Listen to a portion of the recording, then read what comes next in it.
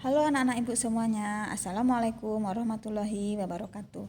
Hari ini kita akan belajar tema 1, subtema 1, pembelajaran 5. Apakah anak-anak ibu sudah siap untuk belajar? Kalau sudah siap, ayo kita mulai belajarnya. Disimak baik-baik ya. Sebelumnya, coba perhatikan gambar berikut ini. Di bawah kandang kelinci, Edo melihat seekor siput yang sedang berjalan perlahan. Edo pun mengambilnya. Kelinci dan siput sama-sama hewan. Tetapi gerakannya kok berbeda ya? Kelinci bergerak lincah, berlari, dan meloncat. Sedangkan siput bergerak sangat pelan. Mengapa bisa begitu ya? Gumam Edo penasaran. Coba perhatikan gambar kelinci dan siput. Apa perbedaan kedua hewan di samping?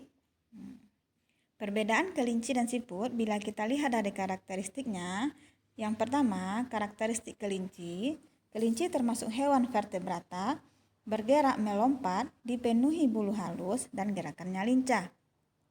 Sementara siput, karakteristiknya, siput termasuk hewan invertebrata, bergerak merayap, dilindungi cangkang, dan gerakannya lambat. Ternyata jauh berbeda ya antara kelinci dan siput. Berdasarkan struktur tubuhnya, hewan dibagi menjadi dua kelompok, yaitu hewan vertebrata dan hewan invertebrata. Hewan vertebrata yaitu hewan yang memiliki tulang belakang. Nah, ini dia gambar kelinci. Nah, itu tulang belakang yang ditunjukkan oleh panah. Yang kedua, hewan invertebrata. Hewan invertebrata yaitu hewan yang tidak memiliki tulang belakang. Contohnya siput ini. Ciri-ciri hewan vertebrata, alat gerak berupa tulang dan otot.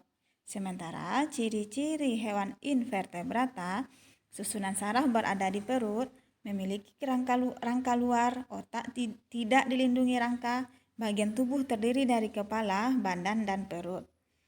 Contoh hewan vertebrata, kelinci, kucing, harimau, dan ular.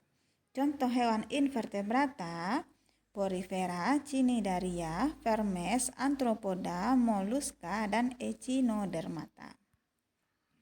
Secara umum, tubuh hewan invertebrata terbagi menjadi 3 bagian, yaitu, coba perhatikan gambar. Yang pertama kepala, yang kedua dada, dan yang ketiga perut. Jadi, secara umum tubuh hewan invertebrata terbagi 3 ya. Yang pertama kepala, yang kedua dada, dan yang ketiga perut. Cara bergerak hewan vertebrat invertebrata. Yang pertama, tidak memiliki sistem gerak. Contoh hewannya spons. Yang kedua, bergerak dengan sistem ambulakrar. Contohnya bintang laut. Yang ketiga, bergerak dengan menyemprotkan air keluar tubuh. Contoh hewannya ubur-ubur.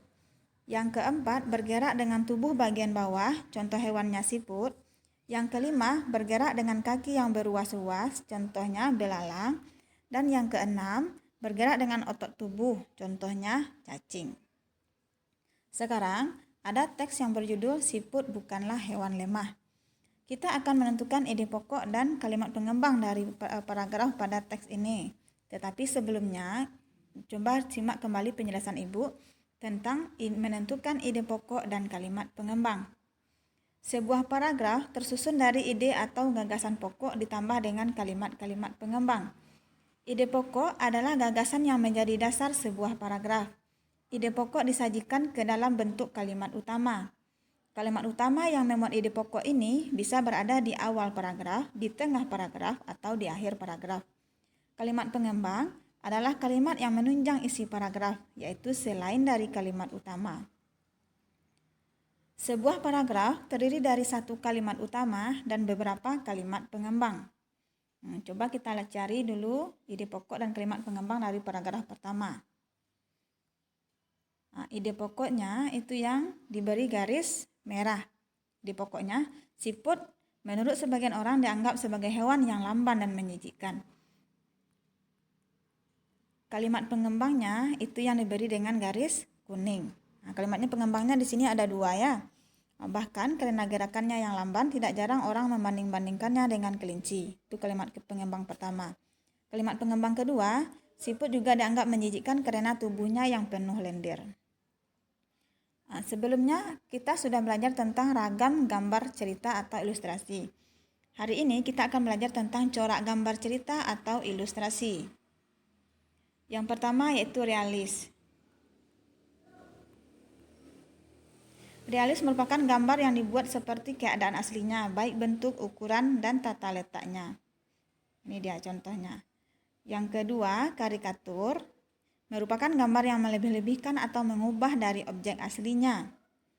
Ini apa yang lebih-lebihkan ini? Ini yang lebih-lebihkannya kepalanya ya. Yang ketiga, kartun merupakan gambar yang berfungsi untuk menghibur dan berisikan humor.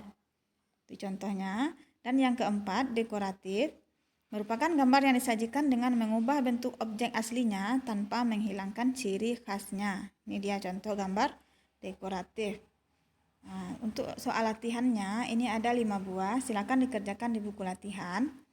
Sampai di sini pembelajaran kita hari ini. Semoga anak-anak Ibu dapat memahaminya. Terima kasih. Assalamualaikum warahmatullahi wabarakatuh.